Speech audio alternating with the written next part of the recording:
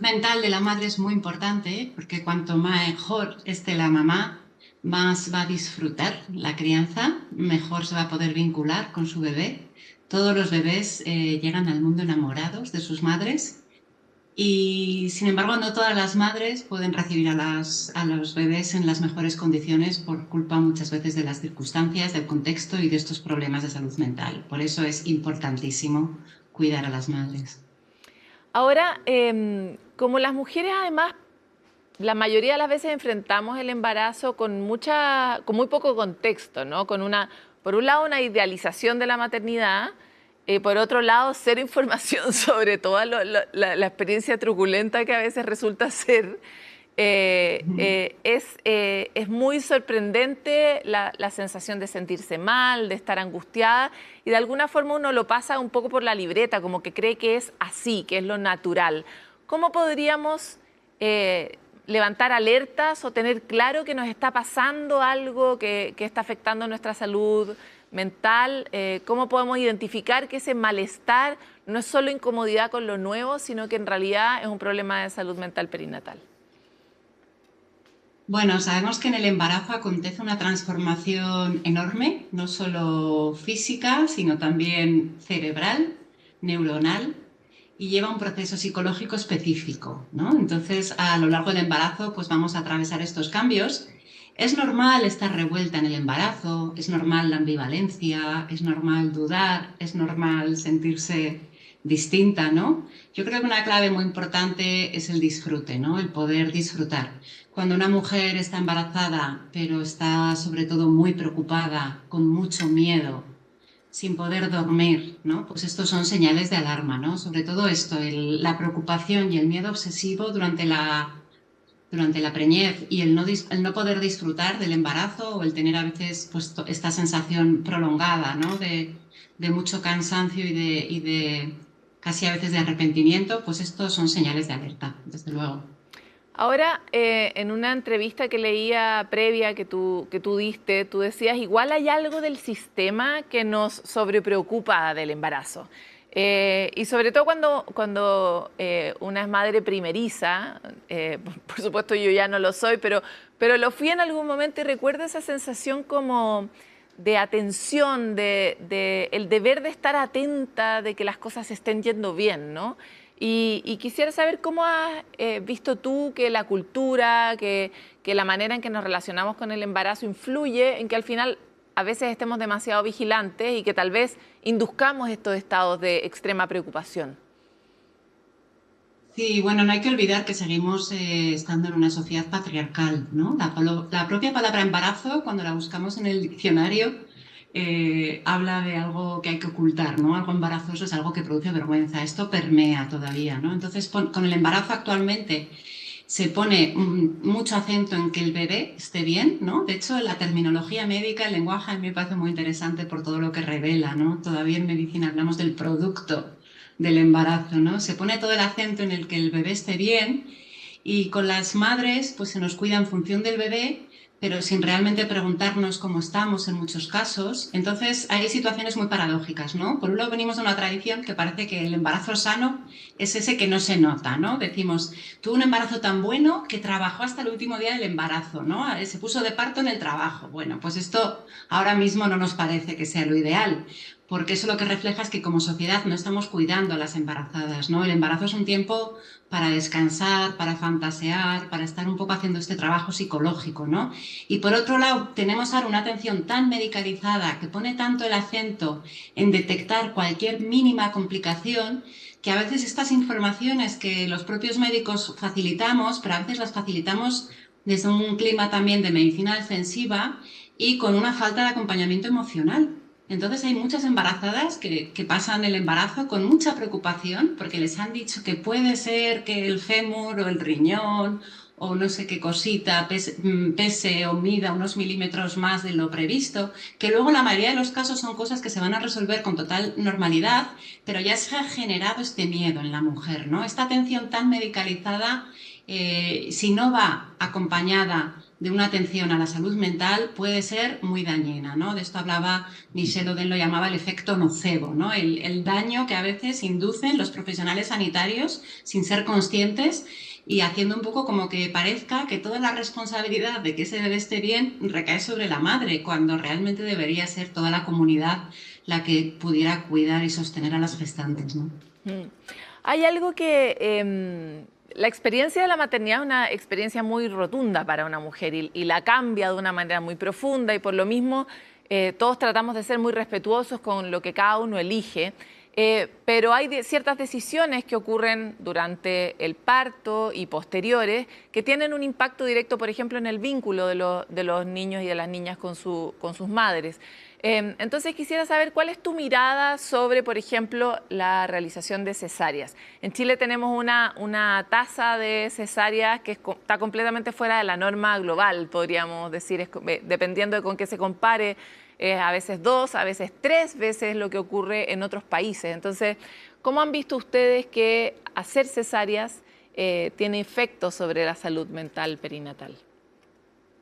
Sí, me encanta porque compartimos esta preocupación y estuvimos en Chile varias veces, ¿no? Hablando con profesionales ahí muy implicados en intentar bajar esta tasa de cesáreas que es muy preocupante.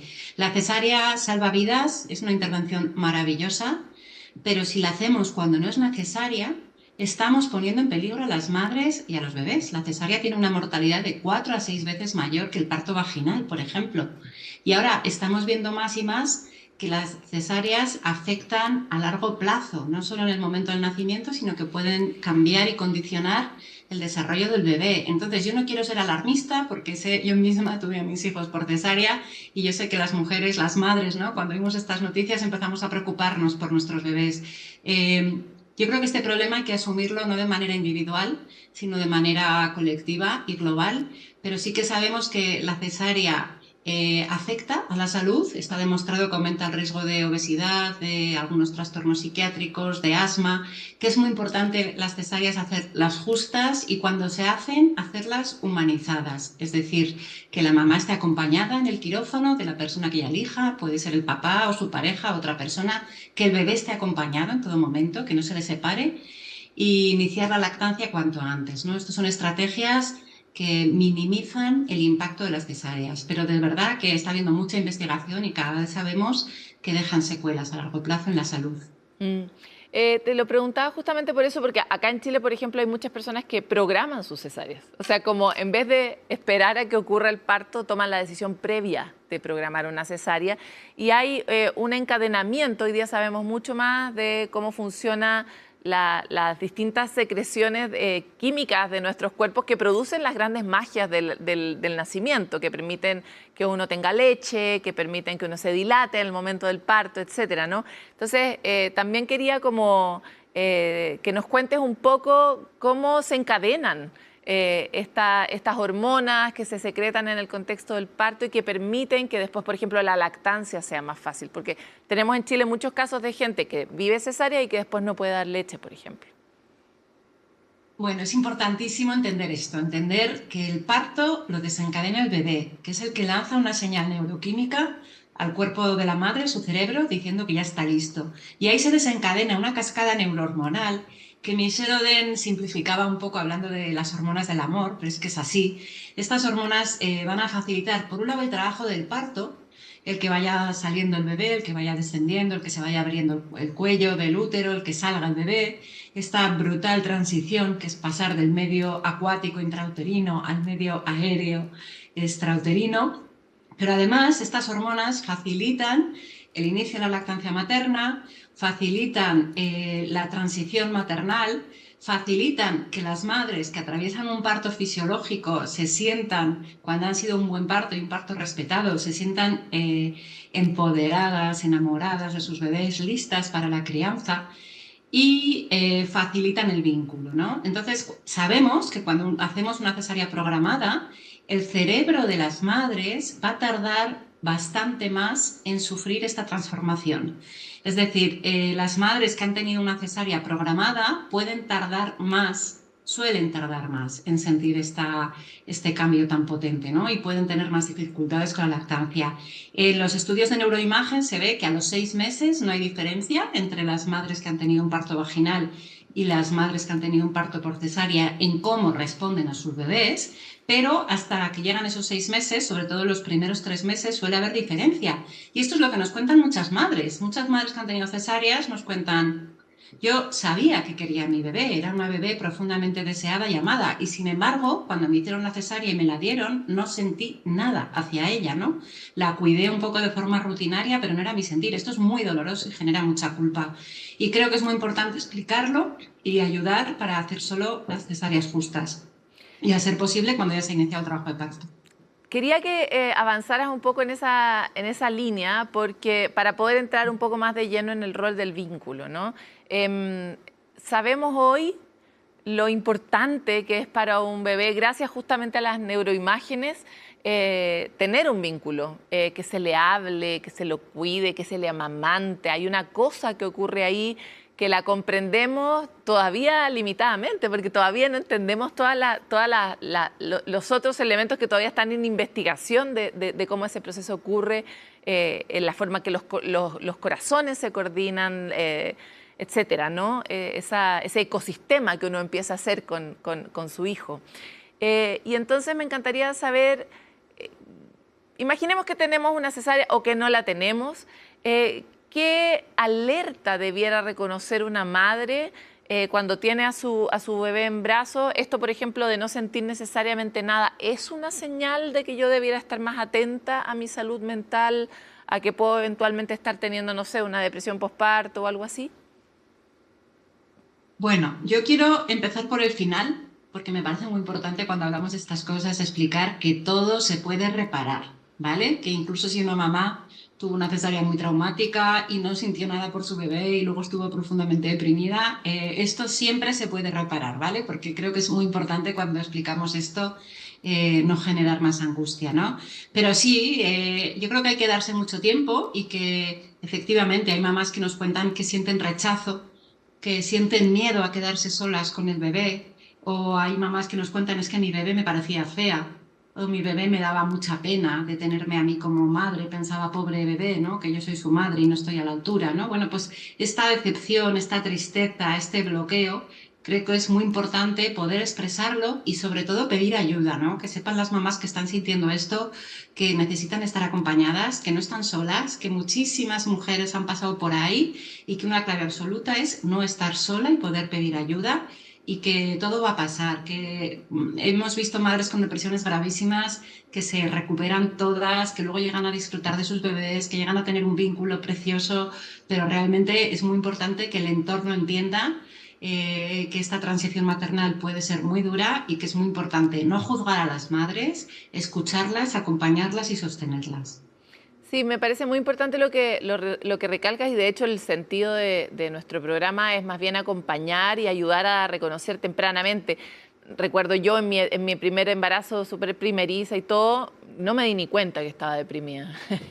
Y como que lo pasé un poco por la libreta y seguí viviendo. Y claro, ese aprendizaje me sirvió mucho cuando tuve otro, pero qué ganas de que alguien me hubiera dicho: si tú sentías esto, si tenías esta distancia, si te sentías angustiada, podrías haber pedido ayuda y podrías haberte evitado ese dolor. Porque por otro lado, hoy también tenemos algunas investigaciones, por lo menos lo que yo he leído es respecto de embarazos de niñas, o sea, de cuando una madre va a tener una hija, en que esos estados de ánimo influyen en el bebé también. O sea, si yo estoy deprimida, puede que le dé todo lo que necesita, que la abrigue, que le dé leche, etcétera, pero eso también de alguna forma se percibe. Es de mucha lógica, porque uno cuando tiene un bebé se da cuenta que tiene una cierta unidad con el ser, pero hoy día también la ciencia está avanzando en esa misma línea, y también un poco la responsabilidad que tenemos por la salud mental de nuestros hijos al no cuidar nuestra propia salud mental. Quisiera poder avanzar un poco en qué opinas de esto y cómo lo ves. Exacto, mira, la depresión postparto a veces se la ha llamado la depresión sonriente, porque las mamás que están deprimidas muchas veces lo disimulan muy bien, ¿no? Están de cara al exterior, no se nota a veces la depresión, pero al que nunca podemos engañar es a nuestro bebé. Si alguien sabe cómo está la mamá, es el bebé. De hecho, a veces en la depresión postparto lo que pasa es que el bebé llora más y a veces estas madres que con esta depresión no diagnosticada van a ir, por ejemplo, mucho a los servicios de urgencias, ¿no? Diciendo: mi bebé no para de llorar, no hay manera de consolarlo, seguro que tiene un problema, que luego resulta que el bebé no tiene un problema, pero esta angustia pues la percibe el bebé y la siente, ¿no? Por eso, bueno, yo creo que es muy importante hablar de esto, conocer esta realidad, y creo que es fundamental el papel de las parejas también, ¿no? El papel de los hombres, de los padres en este caso, de poder entender, de poder pedir ayuda. A veces una depresión postparto no tratada también genera una crisis de pareja o un divorcio. Y luego también es muy importante saber que muchas de estas depresiones ya vienen, ya se arrastran desde el embarazo. La depresión en el embarazo complica en el embarazo, y me parece muy importante también señalar que la violencia de género empeora en el embarazo. Es decir, hay mujeres que van a estar deprimidas tanto en el embarazo como en el posparto, y es por culpa de una situación de violencia de género que están sufriendo en su hogar, y que es muy importante detectar y detener, ¿no? Esta violencia que también puede hacer estragos. Claro, y que además yo diría que es la más silenciosa de todas, porque estar embarazada y estar viviendo violencia dentro de la casa es además una gran vergüenza para la mujer, ¿no? Como haber elegido tan mal al Sí. padre, ¿no? Que he conocido casos donde ese es un sentimiento que se dice, ¿no? Que me da mucha vergüenza reconocer que esto me está pasando y yo tengo apenas mi primer hijo dentro, ¿no? En el vientre. Pues esto es muy importante visibilizarlo.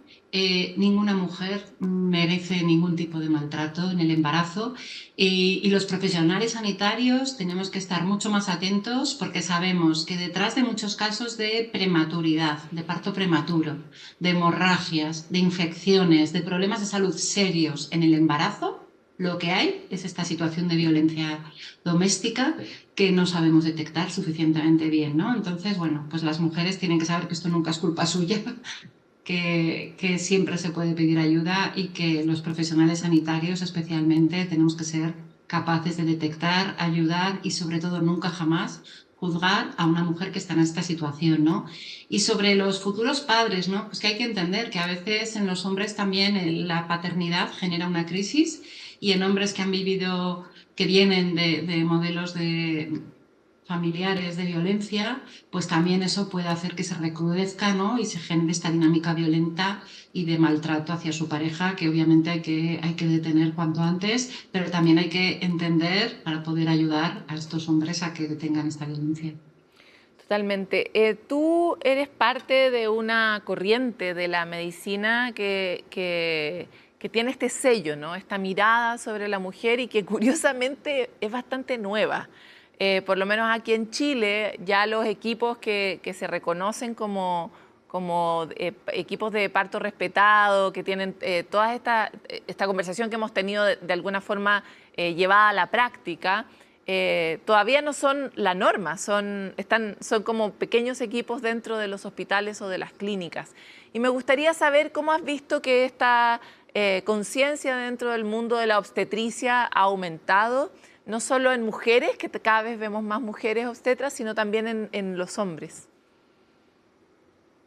Bueno, yo creo que son cambios sociales. Hay una lucha de poder enorme aquí también, es verdad, ¿eh? Venimos de una historia de una lucha de poder, por ejemplo, entre el poder médico y el poder de la matronería o de las parteras, pero ahora mismo tenemos toda la evidencia científica de nuestra parte. Es decir, estas son las recomendaciones de la OMS, esto es la medicina basada en la evidencia. Quiero dejar muy claro que todas estas razones para respetar estos procesos fisiológicos, para respetar el parto, para no medicalizarlo excesivamente, para intentar que el parto sea respetado y gozoso, todo esto hay mucha evidencia ya de que produce un beneficio en la salud. O sea, lo que estamos hablando es de la salud a largo plazo de la mamá y el bebé. O sea, no es un capricho, no es una moda, no es un tema de hippies, ¿no? Lo que pasa es que a veces la transformación, bueno, estos procesos llevan su tiempo, y de hecho vemos en muchas colegas obstetras, ¿no? Y médicas, que a veces la transformación, el darse cuenta de esto, tiene que ver precisamente cuando ellas atraviesan este proceso como madres con sus propias vivencias de embarazo y parto, ¿no? A veces ese es el momento de cambio. Pero bueno, cambiar los sistemas nunca fue fácil, ¿no? Yo confío en que vamos por el buen camino, pero queda muchísimo. Pero ahí está, pues yo qué sé, la ONU, la Unión Europea, la OMS han reconocido la problemática de la violencia obstétrica, o sea que yo creo que hemos avanzado y vamos por el buen camino. Claro, te preguntaba también por los hombres, porque los hombres no se embarazan, hasta donde la ciencia ha comprobado, y eso inevitablemente les genera una distancia. Por eso, como cuánto ha permeado esta evidencia justamente en esas poblaciones que tal vez no pueden tener la experiencia y ser expertos por experiencia en este tema. Bueno, no hay evidencia de que las mujeres ginecólogas sean más respetuosas que los hombres ginecólogos, cuidado. Tiene mucho más que ver con dónde se ha formado una y con qué le han enseñado que con el género del profesional sanitario, ¿no? Yo creo que hay hombres con mucha sensibilidad y una visión muy respetuosa de estos procesos y otros que no tanto, pero también mujeres profesionales, ¿no? Yo no pondría tanto el acento en el género en este Sí, no, tema. no, lo pongo porque cuando tú tienes una experiencia de parto, probablemente abres los ojos a una realidad que antes no habías visto. Y esa experiencia la pueden tener las mujeres y no los hombres. Ha habido hoy día como un despertar en ese sentido de la cantidad de mujeres, por ejemplo, que se dedican a la obstetricia. Y aquí en Chile ha habido un incremento de los obstetras, hombres que se dedican al parto respetado. Por eso te preguntaba si es que tú has visto esa tendencia también en el mundo más general. Pero quisiera avanzar hacia un último punto y tiene que ver con cómo invertir en un parto y en la salud mental perinatal de las mujeres. De alguna forma, voy a ponerlo tal vez con mucha eficiencia la frase, pero es una buena inversión a largo plazo en esos adultos o en esos niños más grandes. Hay una relación entre ese cuidado de la madre y del niño al nacer y cómo va a ser el mejor destino o desarrollo de esa persona. Absolutamente. De hecho, yo creo que, bueno, hay mucha evidencia que si los gobiernos quisieran invertir dinero en salud, esta debería ser la prioridad, porque realmente la inversión en los cuidados perinatales, en salud mental en este momento, también significa potenciar el vínculo, potenciar la lactancia, todo esto favorece a largo plazo unos ahorros enormes por ejemplo, en enfermedades, pero es que además es un momento privilegiado para romper la transmisión intergeneracional del maltrato, para romper dinámicas violentas, para transformar hábitos de salud, no solo para la madre y para este bebé que llega, sino para toda la familia. O sea, realmente es un momento precioso el momento en que llega un bebé a una familia, ¿no? Nace una familia también y toda la inversión que podamos hacer en programas, en Chile tienen este programa que conozco bien, el Chile Crece Contigo, que me parece fabuloso y les felicito, ¿no? Toda la inversión que hagamos ahí en ese momento está ya demostrado que es muy rentable, o sea, es la inversión más rentable casi en términos de salud a nivel poblacional. Ivonne, te quiero agradecer mucho por esta conversación. Ojalá que cuando vuelvas a Chile nos cuentes para que puedas venir a Sanamente así en humano. Y muchas gracias por tu trabajo en este ámbito. Gracias a vosotras y será un placer. Venga, hasta pronto.